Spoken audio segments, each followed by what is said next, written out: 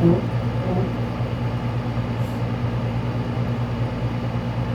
philosophy class. Hello, Dr. Mihu. My name is Brant Liestman, and today for my VAP presentation, I'm just going to be talking to you a little bit about my opinion on some situation and give you two sides to the story of what I've read and help you really understand what's going on in society. So, the topic I picked, all five were really good options.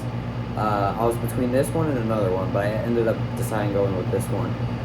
Which is the first one, which is Google making us dumb? Now, there's a lot of, with the rise in AI, Google searching, and just being able to find information just like that, it's raised a lot of questions about whether that quick access to finding information is making us dumb. Instead of back, say, 15 years ago, when Google wasn't that big of a thing, where people had to ask questions, talk to people, read books, and really dig to find that information. Well, the article I read, there was two different types of arguments. The first one I read, it was together, but the first one was talking about how, yes, it is making us dumber by Carr. Basically, he said that intelligence, everyone loves Google, but intelligence isn't about the amount of information we know, but how we are thinking about that information. So Google, you could search and find something instantly, and then search and find something instantly again, and you could learn a lot more, more quick than you could without Google. But really, is it making you think about the information and learn how to think? That's really what college is all about for me personally, because in the jobs that we're going in, you're not going to be able just to, like, the classes we take and the information we learn isn't going to help us in our real life. Or it is, but some certain classes, it's really how you learn to think. So me being able to become a problem solver and thinker is going to help me in my real job, while just looking something up isn't really going to help me become that. And another reason he gives is that when we're learning, reading a book is better than being on the computer for Google. He said that the book, like, computers distract us, and it's hard to focus on a computer or a phone compared to a book and other information we read, like, physically. He gave an example of that because Google will slow down the process of you finding the answer quickly in some situations. So if you want to learn more about Antarctica, okay, you'll search it, and then it'll lead you down a rabbit hole of different Antarctica articles or information, even if you just want to know a certain area of it. They do this because the more you click, the more money they make. So the more you click, an ad will pop up. Another one. The more you click, the more ads, and more money Google makes. So basically, he said that was a real issue because you're not really learning the information, you're just kind of postponing the knowledge you're trying to gain. And then those were good points by Carr. Then right below it was Norvig talking about how, no, it's not making us dumb. Back in the Greek days, Socrates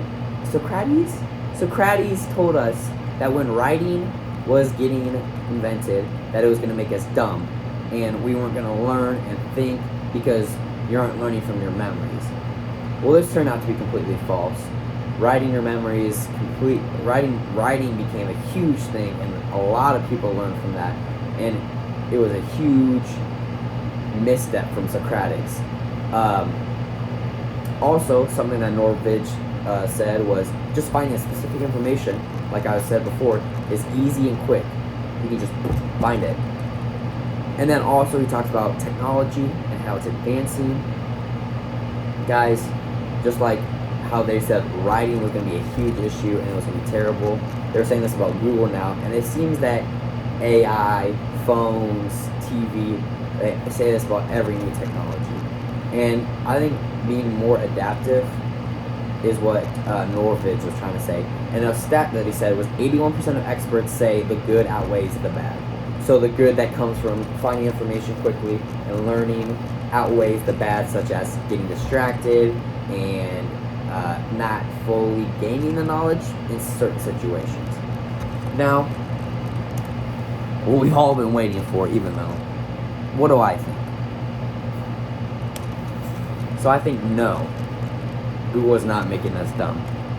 I think this for a multitude of reasons. They're all right here if you want to read that paragraph I wrote. I do think the overuse of Google and not us allowing us to think for ourselves is a dangerous thing. But I don't think it makes us dumb. I just think it makes us reliant on that. I don't think there should be an overuse of it, because there should be certain situations where you're looking for not at Google for the information you want to learn and think about. Like Norvig said, technology is advancing. We don't want to go against technology. We want to work with technology to grow society. And Google is a huge way to do that. It's helped me personally because, I'm really big into sports. So if I want to look up who threw for the most passing yards in 2015 for Illinois, it's right there automatically, which I love because I'm a huge sports fan and I love going down the rabbit trail of like past sports teams and like statistics and stuff, and that's all on Google for me. So I really enjoy that. And there's not many books about who led Illinois in 2015 in passing yards. So I just find that really that the most your interest is the most specific thing. And basically, I think Socrates was wrong. He's wrong about writing, and I think people are going to be wrong about today. And yeah. So overall, I don't think that Google is making us dumb, and I think that we could use it for the good and try to get rid of the bad, but the good outweighs the bad, and I just think that it's helping us grow societally in knowledge. Thank you.